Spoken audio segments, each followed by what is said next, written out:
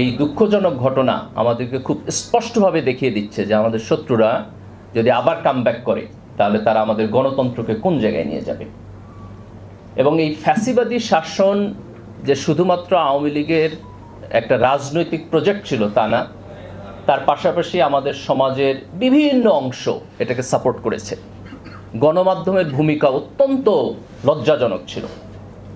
এবং আজকে দেখেন আমি একটা পত্রিকার থেকে হেডিং পড়ে শোনাচ্ছি আপনাদেরকে। আমি কোন পত্রিকা বলতেছি না। তারা লিখছে যে গোপালগঞ্জে সমাবেশ শেষে এনসিপির নেতাকর্মীদের ঘিরে হামলা, 144 ধারা জারি। এই সেন্টেন্সের মধ্যে কোনো সাবজেক্ট নাই, কোনো কর্তা নাই, ভাববাচ্য যে something is happen, passive voice. কেন কর্তা নাই? তার কারণ হলো এর যে কর্তা তাকে সে আড়াল করতে চায়, তার দায় দায়িত্বকে সে স্পষ্টভাবে বলতে চায় না। এই আড়াল করার মধ্য দিয়েই গত 16 বছরে এই দেশে মূলত একটা ফ্যাসিবাদ তৈরি হয়েছে। তো ফ্যাসিস্টদের প্ল্যান তো ক্লিয়ার, তারা আমাদেরকে গণতন্ত্র দিবে না, তারা আমাদেরকে স্বাধীনতা দিবে না। আমি যদি আমার গণতন্ত্র এবং স্বাধীনতা চাই তাহলে তারা আমার গুলি করে মারবে, তারা আমার রাজনৈতিক প্রোগ্রামে আগুন জ্বালায় দিবে।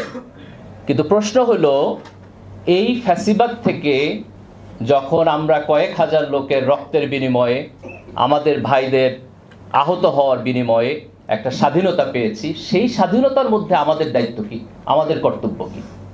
আমরা কি এটা চেয়েছিলাম যে 1 বছর শেষ হয়ে যাবে, এখন পর্যন্ত শহীদ এবং আহতদের লিস্ট কমপ্লিট হবে না, তাদের সরকারের পক্ষ থেকে যে কম্পেনসেশন দেওয়ার কথা সেটা শেষ হবে না, বিচার প্রক্রিয়া একটা সার্টেন লেভেল পর্যন্ত অগ্রসর হচ্ছে না, এবং যে রাজনৈতিক দলগুলো এই ফ্যাসিস্টের বিপক্ষে এই সংগ্রামে আমাদের পার্ট ছিল, আজকে আমরা সেই রাজনৈতিক দলগুলোকে দেখতেছি যে তাদের মধ্যে বিভিন্ন ধরনের অনৈক্য তৈরি হইতেছে। জাতীয় ঐক্যকে সামনে রেখে একসাথে এই সংস্কার প্রক্রিয়াটাকে আমরা পথ চলব, সেই জায়গাটাতেও আজকে আমরা ফাটল দেখতেছি।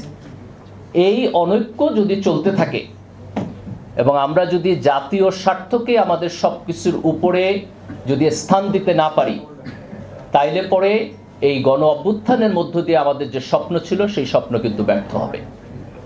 আজকে জাতির প্রত্যেক রাজনৈতিক দলকে, রাজনৈতিক দলের যারা শীর্ষ নেতৃত্ব তাদেরকে, আজকে আমাদের সিভিল সোসাইটির লোকদেরকে, আমাদের গণমাধ্যমকে খুব স্পষ্টভাবে এটা বুঝতে হবে যে এই গণ অভ্যুত্থানের মধ্য দিয়ে আমরা একটা ফ্যাসিস্ট সরকারের পতন ঘটাইছি, কিন্তু ফ্যাসিবাদী সিস্টেম থেকে পুরোপুরি বের হয়ে যাওয়ার যে প্রক্রিয়া, সেই প্রক্রিয়া কিন্তু আমরা এখনো কমপ্লিট করতে পারি নাই।